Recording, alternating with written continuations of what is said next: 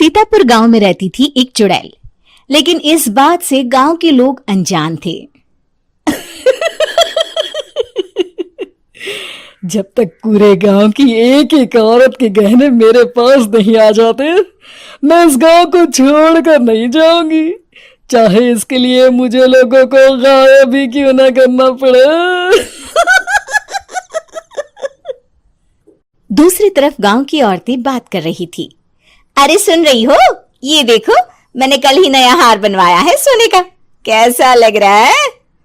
बहुत ही अच्छा। अच्छा है ना, पहले तुम पहनो, फिर शादी में अपनी होने वाली बहू को दे देना। और क्या, सोने चांदी का यही तो फायदा है, जितना पुराना उतना महंगा। लेकिन एक एक पैसा बचाकर ये लेना सच में बहुत मुश्किल हो रहा था मेरे लिए। तभी वहां पहली का पति आ जाता है। गांव में एक औरत के घर के सोने के सारे गहने चोरी हो गए। लोग बातें बना रहे कि गांव में कोई चोर घुस आया है जो घर की कोई चीज को हाथ नहीं लगाता, पर सिर्फ सोने के गहनों को ही चुराता है। अब तुम ना अपने ये गहने संभाल कर रखना। हे भगवान, ये क्या बोल रहे हैं? ये तो वही बात हो गई कि गांव बसा नहीं और लुटेरे पहले आ गए। दूसरी तरफ गांव के ही एक घर में रंजना रहती थी। उसके पति का गांव में चाउमीन का ठेला था। एक दिन उसके घर में एक औरत आती है। अरे रंजना, तू गांव में नहीं है तो सोचा तुम्हें बता दूं। गांव में बात चल रही है कि गांव में एक चोर घुस आया है जो घरों के सोने के गहने चुरा लेता है। अरे मैं तो सिर्फ ये कान की छोटी सी बाली ही सोने की पहनती हूँ, बाकी गहने तो मैंने गांव के बैंक में लाकर रखे हैं। ये क्या होता है? ना बाबा ना, हमारे गांव की औरतें तो गहने अपने पास ही रखती है। जब कहीं जाना हो तो बस अलमारी से गहने निकालो और पहन लो। दूसरी तरफ एक औरत हाथ में टोटके वाली छोटी सी गुड़िया लेकर घर में चली आती है। अरे कोई है? घर की औरत है क्या? क्या है ये गुड़िया? ये कोई ऐसी वैसी गुड़िया नहीं है, ये जादुई गुड़िया है। इसको घर की अलमारी में रखना। अगर तुम्हारे घर पर किसी की बुरी नजर होगी तो रात भर में ये पतली सी गुड़िया मोटी हो जाएगी। मैं कल आकर ये गुड़िया ले जाऊंगी और तुम्हारे घर की सारी बुरी नजर छूट जाएगी, समझी? अरे वाह, ये तो बहुत कमाल की गुड़िया है, दे दो। कितने की है एक? अरे नहीं नहीं नहीं, ये फ्री की है। मेरा काम इस पूरे गांव को बुरी नजर से दूर रखने का है। हाँ। भली औरत उसके हाथ से वो गुड़िया लेकर अलमारी में रख देती है।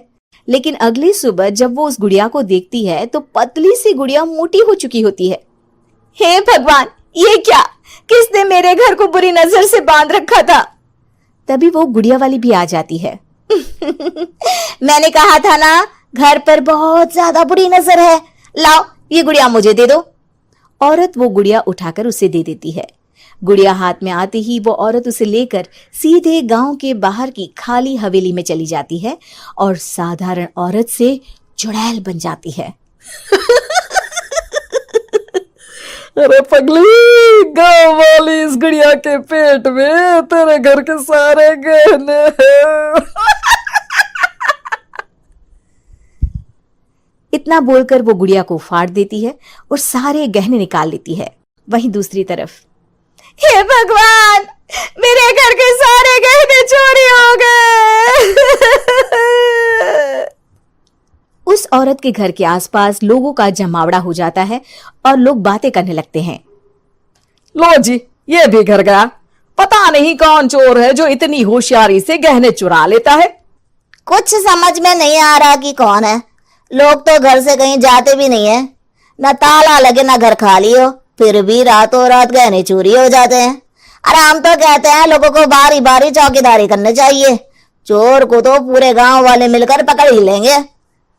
लोग बारी बारी घरों की चौकीदारी भी करते हैं, लेकिन चोरी होने का सिलसिला रुकता ही नहीं। फिर एक दिन रंजना के पड़ोस से भी रोने की आवाज आती है। अरे आज ही घर की बुरी नजर उतरी और आज ही सारे गहने भी चोरी हो गए। कैसी बुरी नजर? क्या हुआ था? तभी वहां उस औरत का पति भी आ जाता है जिसके घर में गहनों की चोरी हुई थी। हाँ, मेरी बीवी ने भी किसी गुड़िया को घर में बुरी नजर उतारने के लिए रखा था, लेकिन अगले दिन गहने चोरी हो गए। अब रंजना को कुछ कुछ बात समझ में आ जाती है। वो गांव वालों से कहती है, देखिए अब आप लोग चिंता ना करें, जल्द ही चोर पकड़ा जाएगा। उस नजर उतारने वाली गुड़िया को आज मेरे घर कोई भेज देना। फिर क्या था, चुड़ैल को लोग रंजना के घर भेजते हैं। पहली बार देखा है कोई खुद लुटने को तैयार बैठा है। तो तू है जिसे घर की बुरी नजर उतारनी है? ये ले गुड़िया, ये सुबह तक मोटी हो गई तो समझो तुमको और तुम्हारे घर वालों को नजर लगी है। हाँ हाँ, मैंने काफी सुना है। तुम ये गुड़िया मेरे घर छोड़ देना। अरे क्यों नहीं, कल सुबह आऊंगी जब गुड़िया तुम्हारे घर की सारी बुरी नजर लेकर मोटी हो जाएगी, ठीक है? अब क्या था, रात को रंजना ने पूरी नजर गुड़िया पर रखी। वो अपने पति और गांव के कुछ लोगों को घर की खिड़की से घर के अंदर नजर रखने को कह देती है, और फिर जो नजारा सब देखते हैं वो हैरान करने वाला होता है। गुड़िया धीरे से अलमारी खोलकर बाहर आती है। अलमारी के सारे गहने लेकर घर में जहां जहां गहने होते हैं वो लेकर अपने मुंह से खा जाती है। वो जितने गहने खाती उतनी ही मोटी हो जाती और फिर अलमारी में बंद हो जाती है। गांव वाले डर के मारे वहीं बेहोश हो जाते हैं। लेकिन सुबह जब वो औरत गुड़िया लेने आती है, रंजना उसका सामना करती है। ये देखो, गुड़िया कितनी मोटी हो गई है। लगता है मेरे घर में बहुत लोगों की नजर लगी है। लाला, ये गुड़िया मुझे दे दे। अरे बहुत कीमती गुड़िया है ये। तेरे घर की सारी बुरी नजर मैं गांव के बाहर वाली हवेली में फेंक आती हूँ। शाम को फिर लोगों के घर इसे लेकर जाना है ना। इसमें तो मेरी जान बसती है, जान। रंजना गुड़िया को चुड़ैल की तरफ बढ़ा देती है, लेकिन फिर वापस ले लेती है और गुड़िया के हाथ मोड़ देती है।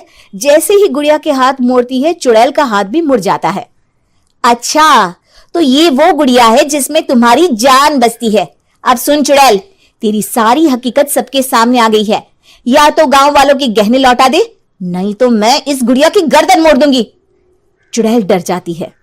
अरे नहीं नहीं, मेरी गुड़िया दे दो, मैं सबके गहने वापस कर दूंगी। ठीक है, अब भी जा और सबके सारे गहने वापस कर। चल निकल यहां से। चुड़ैल सबके गहने लौटाकर रंजना के पास आती है। ला दे मेरी गुड़िया रंजना, इसके अंदर के गहने निकाल ले, लेकिन गुड़िया वापस दे दे। लेकिन रंजना जानती थी कि जैसे ही गुड़िया चुड़ैल को देगी उसकी शक्ति वापस आ जाएगी।